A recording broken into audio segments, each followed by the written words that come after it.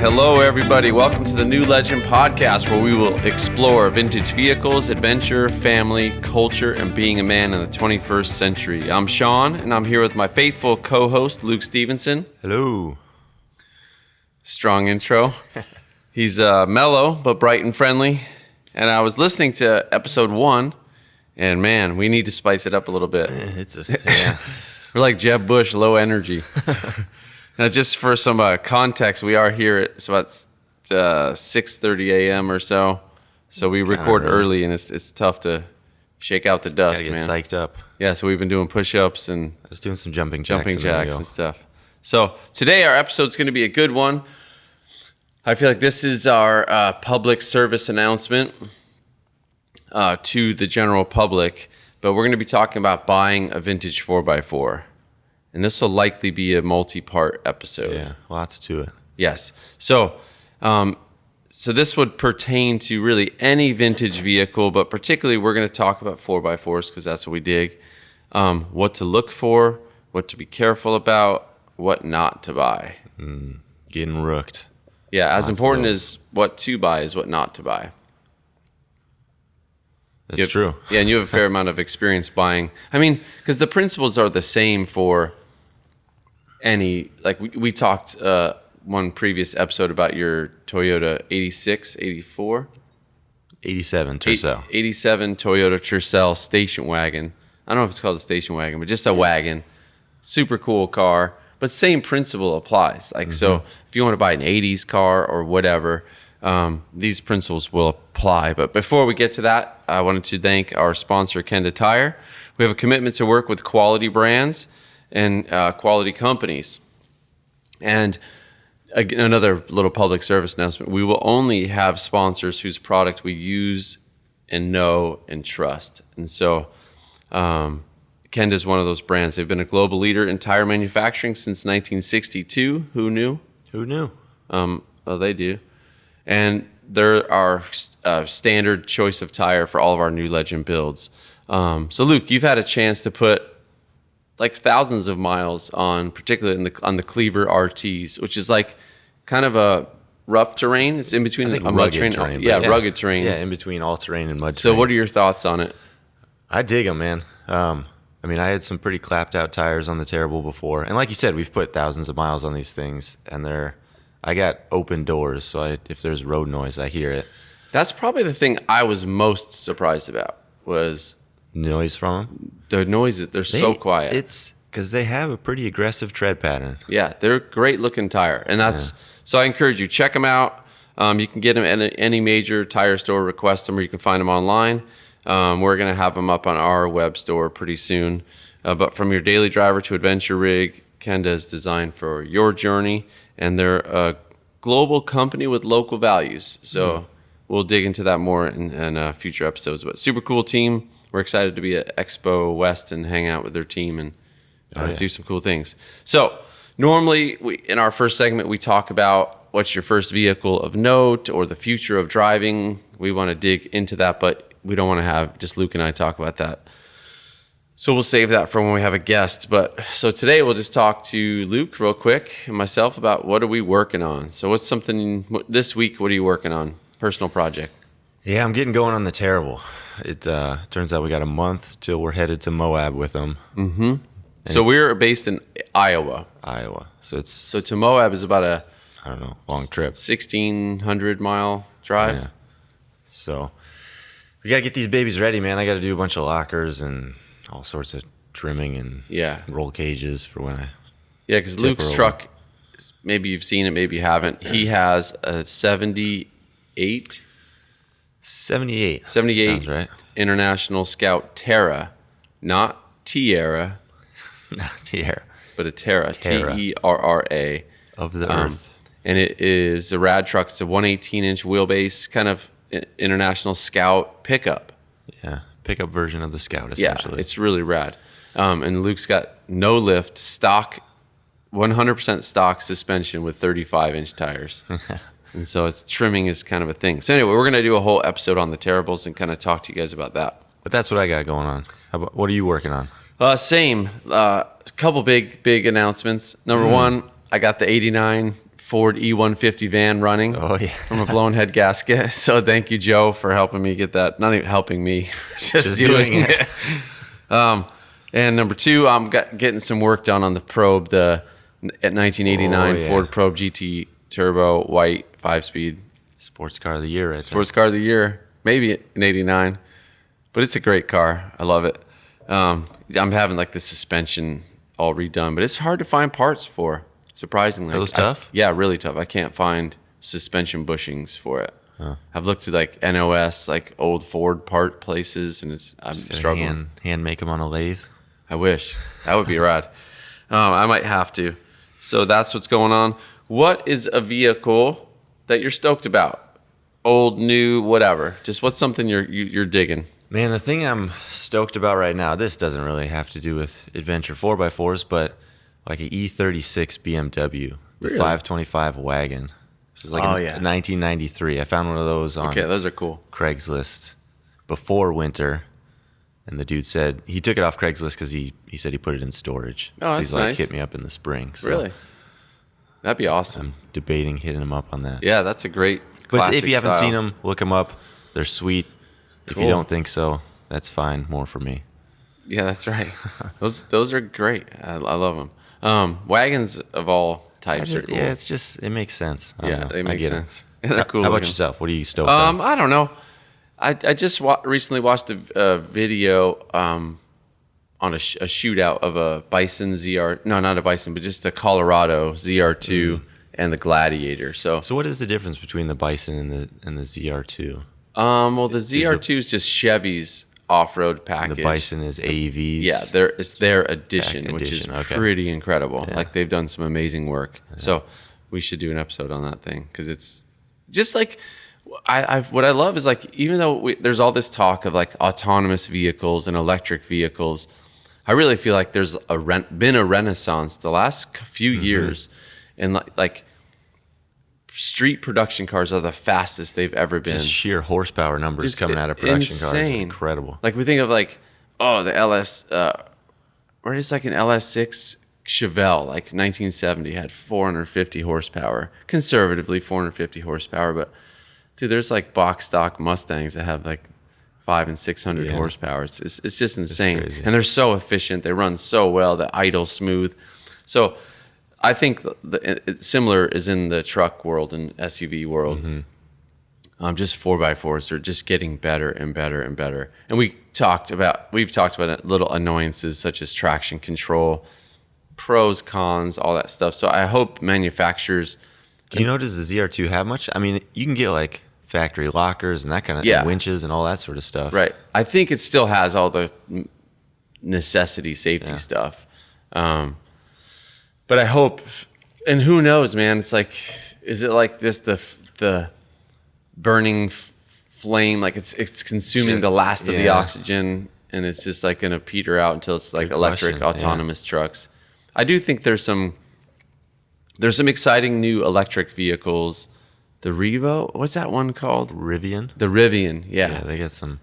that's in Bollinger Motors. Like there's, man, I so appreciate and respect the technology and work they're putting into them, but I have some serious concerns about, and you just read any forum or any video and the comments are loaded with like, Yeah. We'll see. this There's thing. always trade-offs. There's going to be Yeah. sacrifices. That's so right. we'll see how they handle that. and- So just the all electric platform, I still have my Skeptical. skeptics. Yeah, I'm me skeptical. too. But the technology is catching up quickly, and we're see. old truck guys, so like we just like old simple things, and so My dad always talks about, he's like, man, I had this, when they first came out, I bought this cordless drill. Yeah. And he was like, after a couple months, the batteries would last 2 minutes. It was Yeah. the most frustrating thing ever. It's like, I've had this corded drill for 30 years. that's right. But look at them now, like cordless drills are pretty stellar. Okay, so you're in the market for a vintage 4x4. We kind of have this funnel, if you will, and at the top of that funnel is the aspirational. So you enjoy the thought of a vintage 4x4. Who doesn't, right? I mean, they're just iconic in their look. Swiping through Instagram, watching YouTube videos, getting psyched. And then the next layer down, as you move down the funnel, the next layer is, we're also this is a video podcast, and so we got to be more animated. Oh yeah. Woo. Yeah. Funnel. So as you move down that funnel, the next step is really buying one. And so that's where we're at today.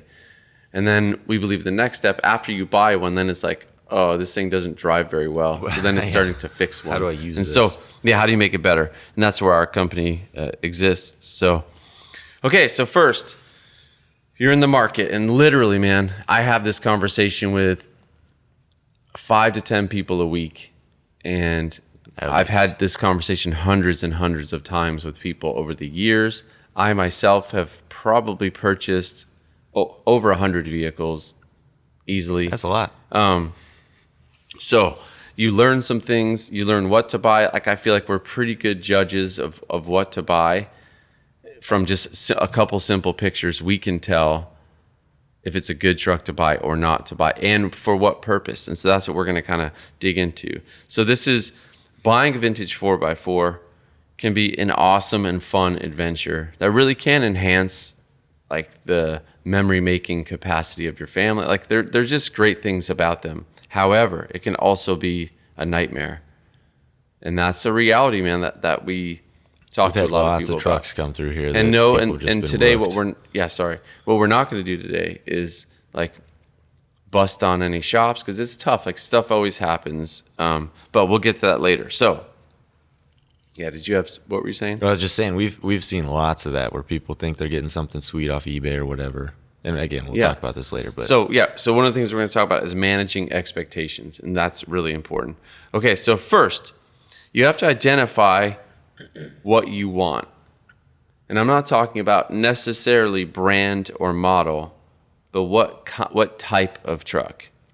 Mm-hmm. So, well, yeah, the purpose. Are you using this for off-roading, just cruising around town? Yes. Show truck? Totally. That kind of thing. Because those are very different things. And what you hope it will bring to your life.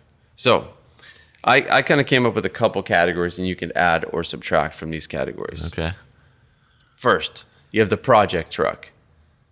So that can come in a lot of different iterations. Kind of the guy who wants to weekend tinker on it and has something. So maybe you're put in some sweat equity. Yeah, and maybe you don't care if it runs or drives because you're gonna build it up. So we'll talk about that as a category, the project to build.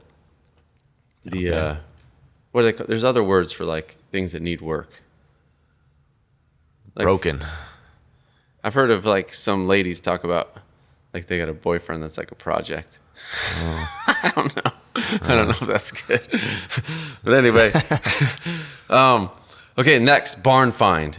So this is similar to the project, but it's a little like the project truck oftentimes is something that someone else started already. Yeah. So maybe it's like in primer, or it's like so there's potentially more risk there depending on the barn find is this is a sweet cherry of everyone thinks that. Oh, okay. That you it's got a like, different opinion. Yeah, because like the barn find is actually kind of terrible as it sits. Because like picture, man, sitting for 20 years. I've had so many trucks that I've bought. They're like, oh, it's been sitting for 15 years. It ran when I parked it. Okay, great. And it's in decent condition, but like. They say you're supposed to exercise the gaskets on your toilet every so often if you're going. I can't imagine what it does on a car. Exactly. Yeah. So like I've had them where you get them running and drive, and I've had this multiple times.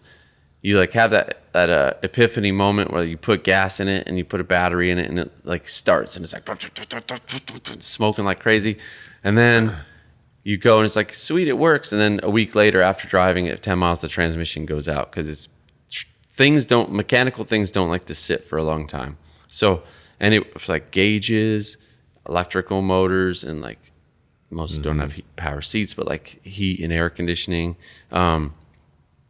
ball joints, tie rods, U-joints, engine train. There's so much work. So the barn find is another type of a project, but could be really cool. Mm-hmm. But I think people get overly excited when they see this like. Yeah, so having that stuff in mind when you're going at it. Yeah, and how long has it been sitting? Okay. Now, if it's a barn find that's like the old dude or old lady went out there once a year even and started it and just drove it around the yard, man, you're in great shape. But often that's not probably the case. Pretty rare. Yeah. And what's with that? Like, it ran when I parked it. Yeah, no In longer has a motor in it. 1973. Yeah. That's right. And then I took the motor out of it. But the people loved to like, I don't know. There's Of course, just it used to run. that's right at some point. But it ran when parked. It was just awful. Yeah, Don't trust that. Classic. That means nothing. Absolutely nothing. Okay. Unless it was like a week ago. and to that point, like having 50,000 miles on it doesn't really Yeah, that's right. mean all that much. Let me tell you, can I tell you one of my barn find stories? All right, go for it. Excuse me. We got time. So what's great for us is we're in this business, and so people often reach out to us with cool opportunities. So this guy calls me. This was like 10 years ago, but this guy calls me. He's like, "Hey man, I got my son's Scout in the garage. He was in San Francisco, and he's like, son Scout's in the garage. I just can't keep it anymore. So this and I'm like, okay, what year is it? He's like, oh, it's a 79. He's like, it's been in my garage since 1986. So what do? I do some quick math. I'm like, okay, that's essentially 7 years of You use. said it's been sitting in there since 86? Since 86. I'm like, what happened to your son? He's like, oh, he's been in prison. He's not getting out anytime soon. And so I'm like, okay. Oh, jeez. So he sent me a picture, and of course it was in his garage. It had like tons of stuff in it, on it, and around it. And he's like, you can just come get it. So I'm doing the math. I'm like, 7 years in a Scout. Like back then, it's maybe got under 70,000 miles on it. So I call a buddy, and I was living in Iowa at this point, and this is in San Francisco. So I call one of my buddies, Mario, and I'm like, yo, Mo, go out there, just go grab your trailer and pick it up and just take it to your house. And so he does, and it goes well, and it was actually really, really sweet. And only had 28,000 miles on it. Jeez. Yeah, it was awesome. But it was like in San Francisco, and his garage was like more of a carport than a garage. So like the salt air. So it was like really covered with surface rust on the rooftop and the hood and the tops of the fenders. So any horizontal surface was really rusty. Everything else was like perfect. Interior perfect. So then I'm like, okay. So I ship a fuel tank, a carburetor, and a fuel pump out. And then Isaac Law and I, we fly out from Iowa, go spend a weekend. And we actually did drive it home. It had really, really flat spots on the tires, so it was very violent the whole time. You had stock tires on it, like factory original tires. Yeah, they were sitting for 25 years in the same position. So it can be cool. I feel like we got lucky on that one because it worked, and then we fixed it up and sold it. But I've had a lot of other ones that didn't go so well, as far as just the engine is locked up or the transmission's bad. Okay, so project, you have the barn find. My favorite, the original beauty. Okay, what does that mean exactly? This is the truck with original paint that is 1 to 2 owners in, but it's been driven and used and cared for. These also are probably the most expensive. Yeah, for sure. But those are our favorite. You know that. For sure. Because if anything's repainted stuff, like on eBay, it's just so hard to tell. We'll get to that. Okay, all right. We'll dig into the categories. Okay, number 2. This is a different category. So category 1, the project, the barn find, the original beauty. I view those as a category. Category 2 would be something that's restored or freshly built by someone else. Okay, so a custom, a restoration, so something like that. That has a whole nother set of things to be worried about. Mm-hmm. Okay, so first step, I would say, is learn. Do your research on whatever particular vehicle you like, because they're all different. We know Scouts very well. We kind of know Wagoneers. We're getting to know Range Rovers, classics. But Broncos rust differently.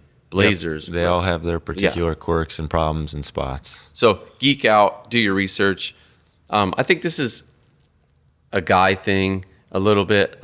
My wife busts my chops all the time because I'll get excited about I'm gonna get a Sprinter van or whatever. So then I start doing tons of research, hours and hours of doing research. And she's like, "What are you doing?" And I'm like, "Let's go to an RV show and go look at some, or go look at some on Craigslist." And she's like, "What are you doing? We're not gonna get one." I'm like, "Yeah, but just someday we might." Preparing. We just prepare. Yeah, that's good. So just educate yourself, talk to people. about them. There's tons of great community forums. I always like most generally about, you can find some great information on Expedition Portal, very well respected one. But then you could dig into like Binder Planet for scouts. Like I'm sure there's ones for Broncos. There's forums for everything. Somebody's always same with YouTube videos. Yeah. Okay. Next, understand what you want. So this is kind of what we were talking about earlier. How do you want to use it? Like you said, like you can take it to car shows, and those are very different things. If you want to drive it, car show it. Right, your purpose and plan for the truck. Yeah, what are some other uses that... I think some of it just like cruising the beach, daily driver, hanging out with their friends. Maybe some people just want to take it in a parade twice a year. That's right. I don't know. That's right. Very different sets of... for example... So for us, if we're taking it to Moab, like that's one thing. If you're just cruising around here getting groceries, that's another thing. Well, I talked to a customer the other day who wanted to just like take it to the beach and take his kayak. So it's like, I want to be able to throw the kayak in the back. And so this understanding what you want and how you want to use it is going to say like, I shouldn't go buy $180,000 new Legend build or custom build if I want to like take it hunting and go throw my kayak in the back. Because what we've found from some great customers, man, who like, and some of our customers totally use their Legend series trucks, their big builds. But oftentimes we see like the nicer the vehicle is, the more afraid they are to scratch it. Mm-hmm. So then it just sits in the garage, and we're like, oh man, we built it to drive. Like that's so. And that is another thing, pairing your purpose and what you want with your budget. So those are going to kind of come together as one. Yep. So yeah, utility, adventure, shows, again, they all vary. Another one, manage your expectations. I think it likely will not make your life more meaningful or filled with purpose or bring you the ladies or whatever you think it's going to do. It's probably not going to be that. Right. Maybe this isn't going to change your entire outlook. Yeah. So that's a funny way of saying like manage your expectations. So let's talk about one myth that I wanted to talk about, because we had this trucker like the other day drop off a Scout to our shop. And he's like, "Oh man, this thing's a real chick magnet." He's like, "I go to the truck stops and like I got ladies with the iPads coming out and taking pictures, and it's like he's like, oh man, it's great." So. Is that actually what he sounded like? Yeah. Or is that your trucker voice? Yeah, he was okay. A grovelly dude. Yeah. Nice guy. But what is that? I feel like that's a kind of a chick magnet? Yeah, the chick magnet. Yeah. I don't know. I don't cuz like you go to a car show and it's mostly dudes. Or you go to like, so I don't think, do you think that women are really like, that 2007 Corvette is amazing? Like, that's a good question. I don't know. I think dudes definitely think like, oh yeah, this is like the ladies are looking at me now. Yeah.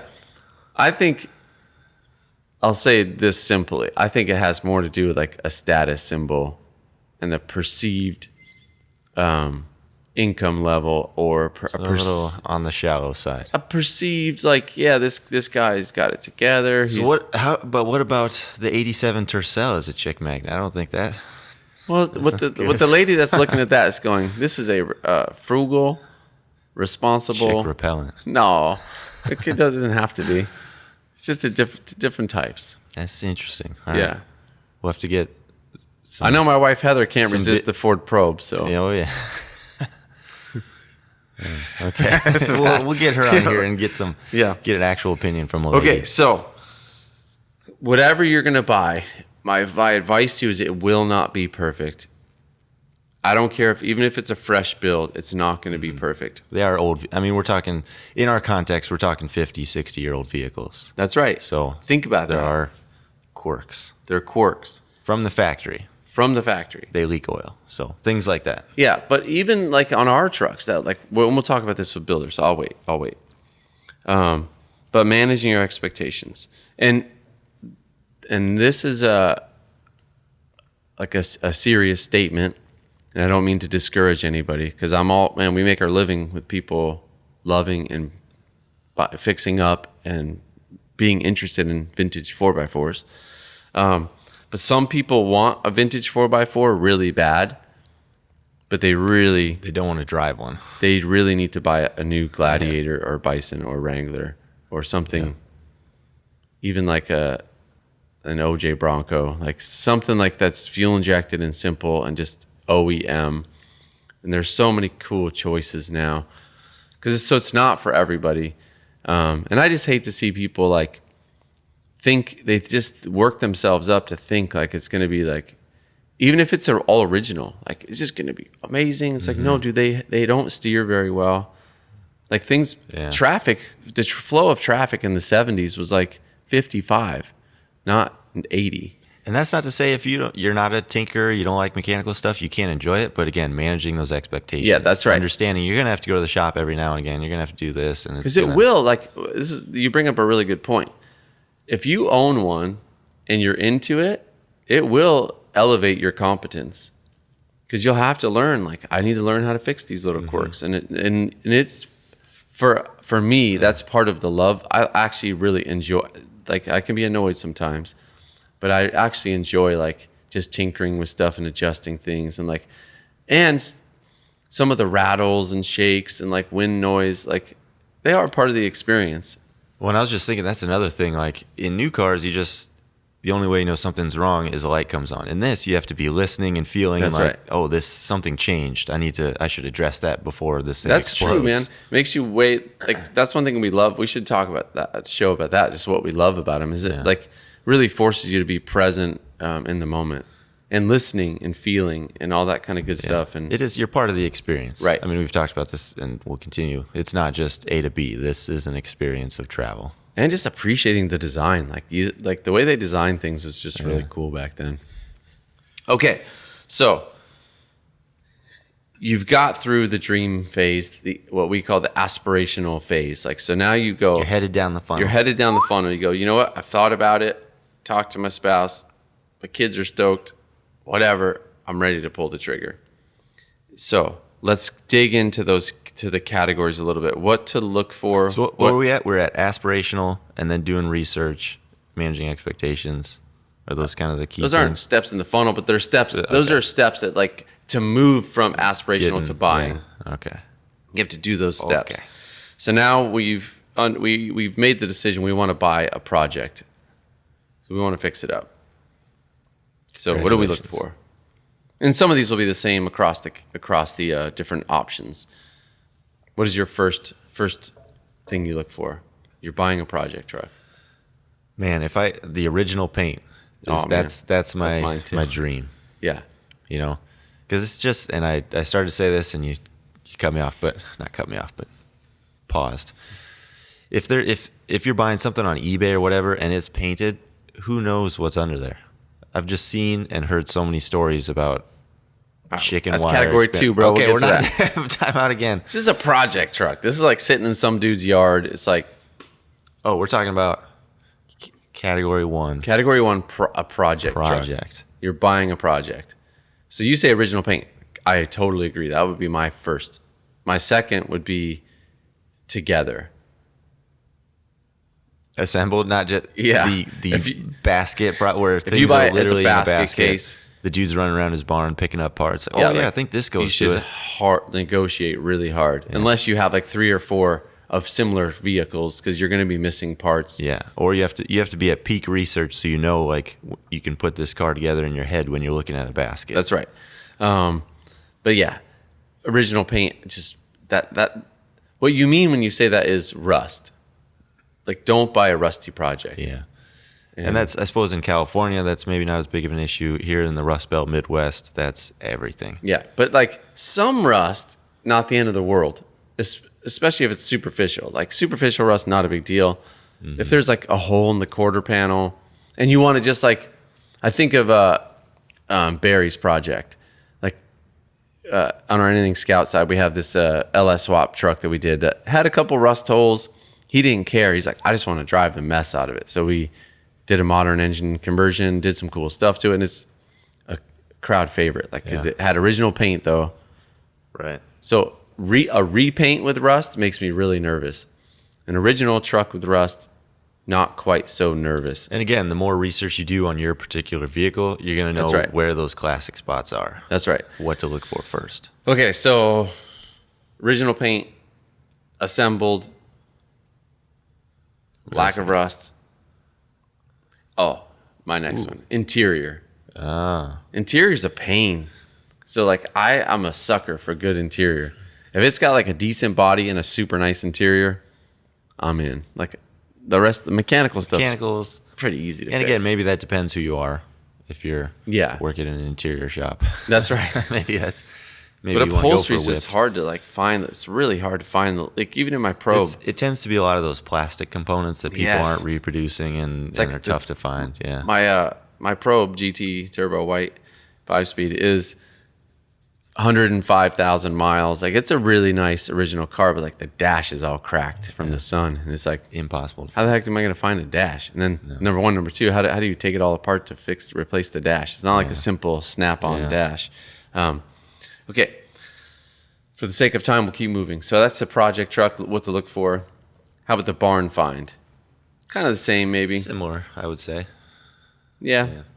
But I would say really in the barn find, knowing that you're not going to want, like, because if you're buying a barn find, you're likely going to buy it because you want the originality. So make sure it's all together. Talk to the owner. Get as much of the story as possible. Yeah. And that's I was just thinking that.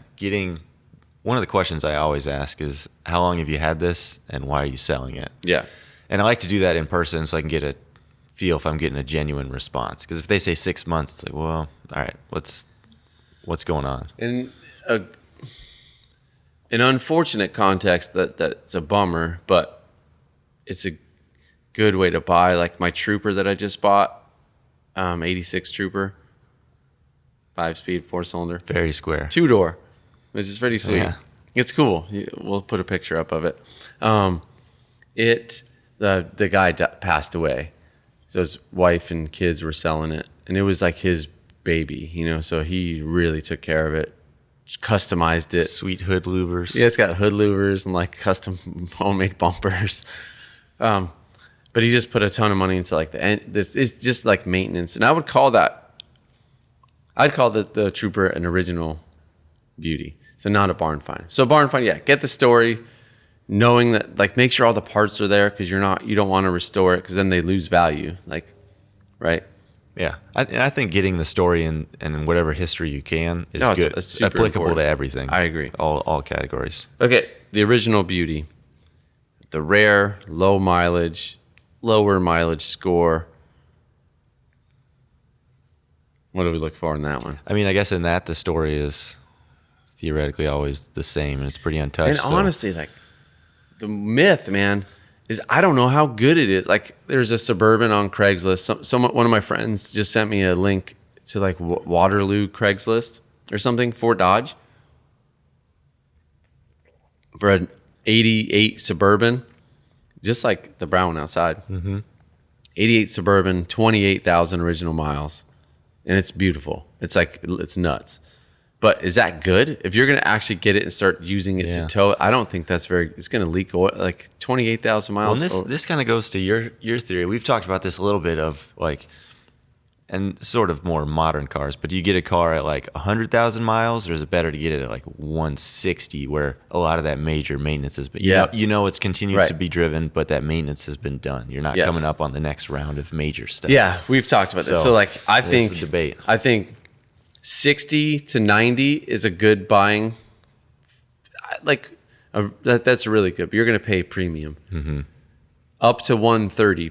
At 130, most vehicles like start to need water pumps, power steering issues, like all the suspension bushings, struts, timing belts, thousands of bucks.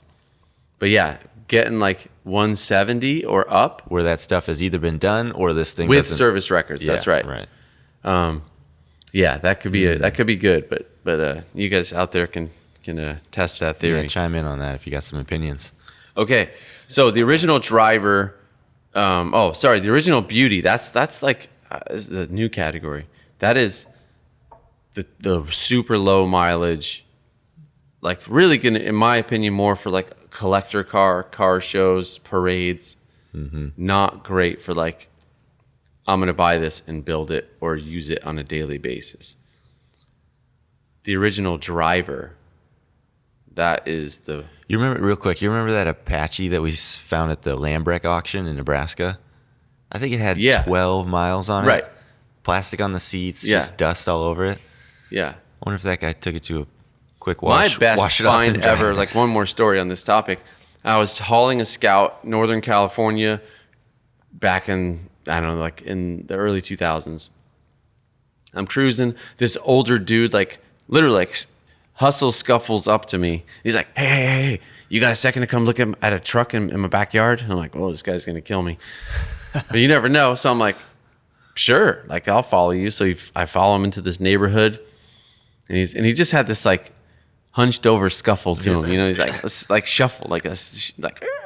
So he cruises, takes me to the backyard, and there's this 73 IH 1210 crew cab long bed pickup. But all I see is like, I see it kind of, because there's like rips in the tarp. There's like 3 tarps over it. We pull the tarps off, and it's like amazing. Gold. Oh, okay. It was like really nice condition, like very nice condition. Then there's tinfoil in all the windows, like literally tinfoil. So I like Genius. open the door, and I'm like, dude, this thing is incredible. The interior was like Got a meth lab showroom inside. condition, like still plastic on the sun visors, plastic on the back seat. Has 11,000 miles on it. He's like, oh, my wife and I bought this 30 years ago. We were going to use it because we take stuff down to the flea market. So like we use it for that. And it's like, and I got it. I'm interested. How much? $1,500. Dang. So same thing. I'm like, I gave him, I think I had $500 in my pocket. I gave him $500. Said, I'll be back in like 3 weeks with a carburetor and a gas tank. And because it had been sitting for like 25 years. Yeah. And similar, I was actually able to get Is that your standard carb and a gas tank? Yeah, because it's just, Maybe a fuel pump? yeah, fuel. I think I brought a fuel pump as well. I think I brought like a gas can. Yeah. But that was like going to be my dream truck. Like it was going to be like the shop rig. Like I was all excited, and I had it parked in front of my house, and someone offered me $14,000 for it. So I sold it. I'm like, oh man. But I had to. I was trying to feed my family. Okay. So the original driver. This is my favorite build. This is an original condition truck. Going to be original paint. This is kind of what we base our like New Legend runners off of.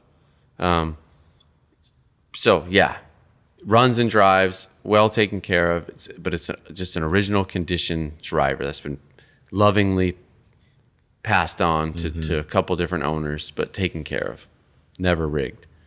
Yeah. Definitely the most valuable that we're looking for. And great one for swaps, because it's like everything's just broken in nice, like doors closed nice, everything's good. So this is a great one to build, great one to engine swap, like put a more modern powertrain in it, because then you get all the great vintage aesthetic and kind of vibe and feel. Again, you don't feel bad using it. It's already all scratched up. Your kids, your dogs coming That's right. around. Love that. Okay, let's get into, well, within that all these categories, again, rust, original paint is a super huge thing. Check out, be careful of wiring. Like if it's got like, butt connectors everywhere and like this wiring harness, if it's all tidy and original, you're probably in good shape for a little more. And again, that's where research is going to kick in. You're going to go, oh, that's not right. Yeah, one of the things I always looked for in these trucks was like, how does the wiring harness look like as it comes out of the firewall? If it's all tapped into and hacked, like bad sign, number one. Number two, does it have a fan shroud? Because a fan shroud on a vintage vehicle is like one of those things that you don't need to fix. So it's really telling. If it has a fan shroud, you go, someone cared enough to like make sure the cooling system. Has that been your experience? Do those usually just break apart? Yeah. Or that means somebody's kind of been in there Yeah, and if it's then missing, it put just on the fan and went, whatever, forget exactly. it. Like, It just means like I didn't care enough to like replace it. So if the fan shroud is there, it means like they took care of little things in the maintenance department. okay, that's your little And so your key. wheel, everything. I've just seen that's been a theory of mine. I think it's been relatively purposeful and true. Okay, let's have a quick discussion on where to buy. So where do you buy that category of trucks? Obviously, Craigslist. Craigslist, in my opinion, at this point in time, is on its way out. It's waning. Waning. Why? Good question. I think just scammers. It's just a hassle. You get so many bots, Russian bots, and all kinds of crazy stuff just hassling you. And by the way, I think everyone that we're talking to is aware, but if anyone ever says, like if you're replying or if you're selling something or replying to a Craigslist ad and they're like, hey, I'm out of the country, you can send me a check, like it's a scam. If they say like, I got a check, but it's for $1,000 more. Can you send me cash back? Right. Even like, I'm interested in your like item. Your item. Like it looks nice for sale. Like in 1986 Ford Bronco. Like stay away from it.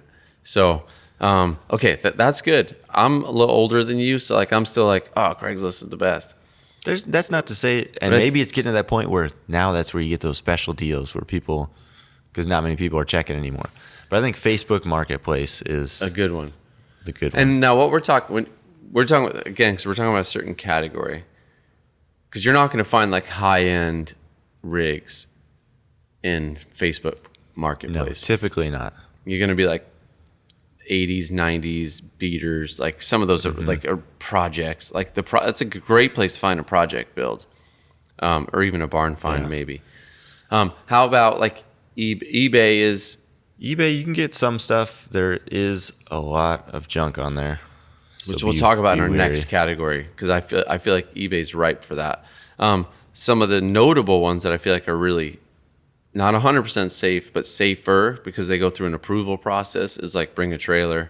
And those are like, usually pretty well documented. Lots Auto of pictures. Trader, like there's Well, there's a website called, I think, Auto Tempest that searches a slew of those kind of websites. Okay, cool. Okay, category 2. Let's get into this because, man, we're talking forever. We're jamming. What do you got? Well, I think we might just do this as a separate episode. Okay. What's category 2? What's category 2, I'll just intro it, is like buying a custom or a built truck. A full restoration, a resto mod, which a lot of our listeners are probably interested in that category. It's a very quickly growing market, and there's so much to talk about in that. So, owning a vintage car or 4x4 is awesome.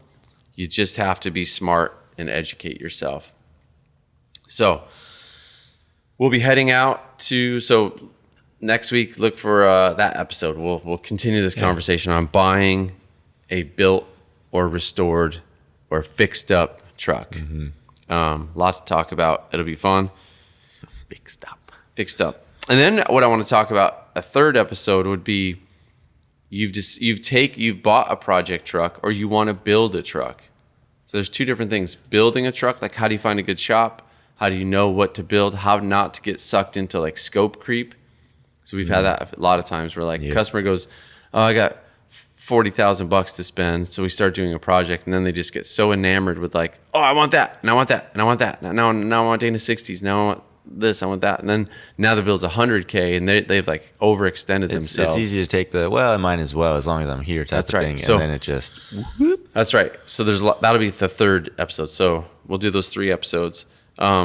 Quick calendar bit, as Luke mentioned, we'll be heading out to the Overland Expo West in May 17th through the 19th, and then on to Moab for some testing, some work with some partner brands. Test and tune. And some content. So that's going to be really fun. Luke, what's your favorite brand new car in the market? Car or vehicle? Favorite brand new? Oh, man. Within 3 years.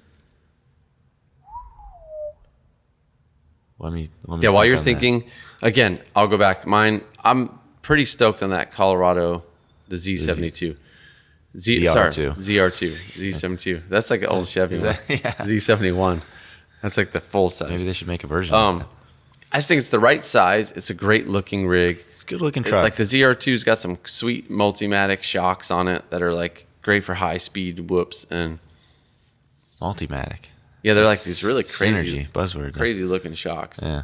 like these cartridge. It's nice to see like trucks are just getting bigger and bigger and bigger and bigger and bigger. Right. And so it's nice to see like Oh, and it's still a little more compact. I'm not educated that much on this model because I'm not going to buy one, but I might. Maybe, depending on The how diesel successful engines, this I've heard podcast. really good things about the diesel engines. Even the gas engine, I think it's turbo or something. Those are still little 4-cylinders.